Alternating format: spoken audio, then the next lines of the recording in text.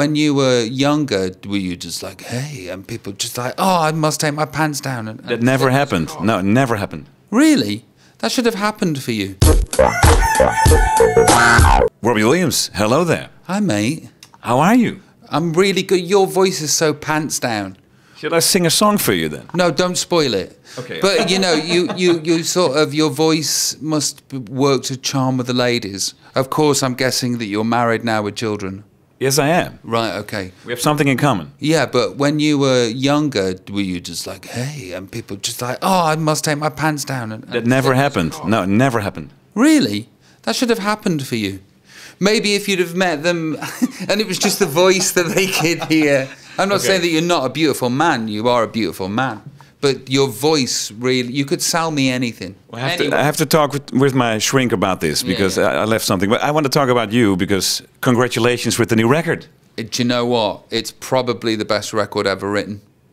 I think I agree with that. Yeah, ever written. And oh, ever written. Yeah. Not just me saying it. It's my wife and Teddy, my 4-year-old.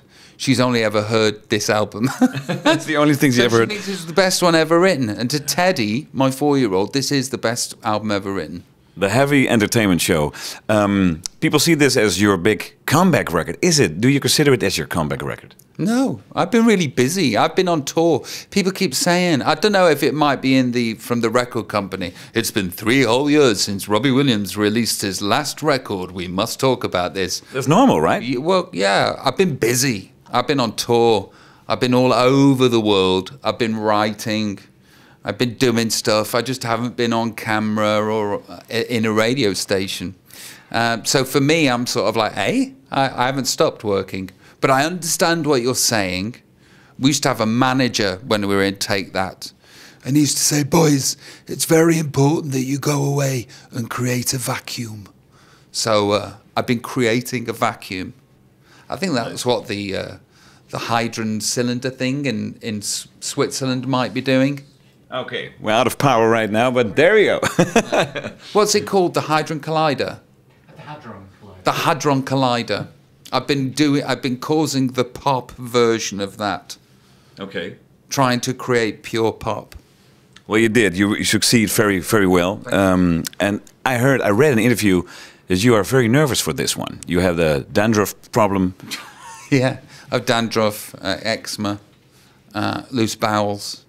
It's not a very healthy workplace or a job for me. I think I'm in the wrong job.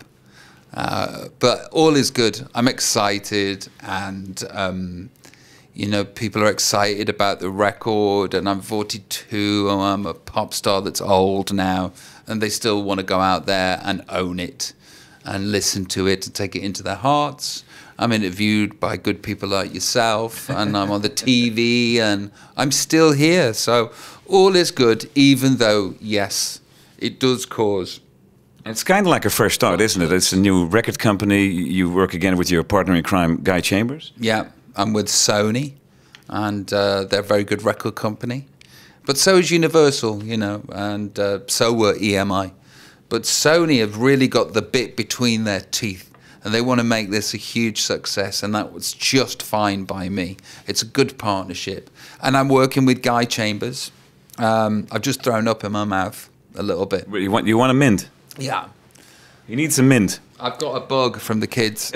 Seriously, I've been being sick, and I don't want to breathe on you because I don't want that to be your lasting memory of Robbie Williams. Was he smelt of puke. You're a nice guy. Thank you for that. It's a pleasure. It's a pleasure. It's more my vanity than for your nostrils. Well, talk about your kids. I mean, besides being a great performer, singer-songwriter, and everything you do in the music business, of course, you became a dad. Was that very influential on the songwriting of this record? Yeah, my songs are always autobiographical, and of course, nothing bigger in your life than becoming a dad. So they're written about. I write songs for them. I write songs about them. I write about my hopes for them. But there's also other songs about other things. And right now, I feel kind of sucky as a dad because, for one reason or another, they were in America and I was in England. And the house we were trying to get into, we couldn't get into because of something that happened. And so I couldn't be with them. And it was lonely, and it's depressing when you're not with the people that you love. And then they get here, and then they give me a bug, and I'm throwing up all the time. And then I have to go to Amsterdam, and I've kind of left them today. I love being in Amsterdam, don't get me wrong, but I'm kind of like, I feel like a sucky dad right now. I want to go back and cuddle up with them and watch TV. You miss them already? Yeah, of course, yeah. Yeah, of course. Well, I have to talk about one of the songs on the record. It's called Motherfucker. Yeah. And it's a song written, I think, for your son. You sing, one of the things you get from me and your mother is you're a bad motherfucker. Is this a warning for your son, this song?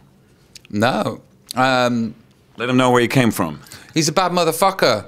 I wrote a song about my daughter, Theodora, for the last album. It's called Go Gentle. And it's a very nice, tender, loving song about my daughter. Don't you try and date her. I'll stab you in your neck. And then I was, wanted to write a song for my son. And I thought to myself, well, what would I have liked my dad to have said to me? And I would like my father to have said, you're a bad motherfucker.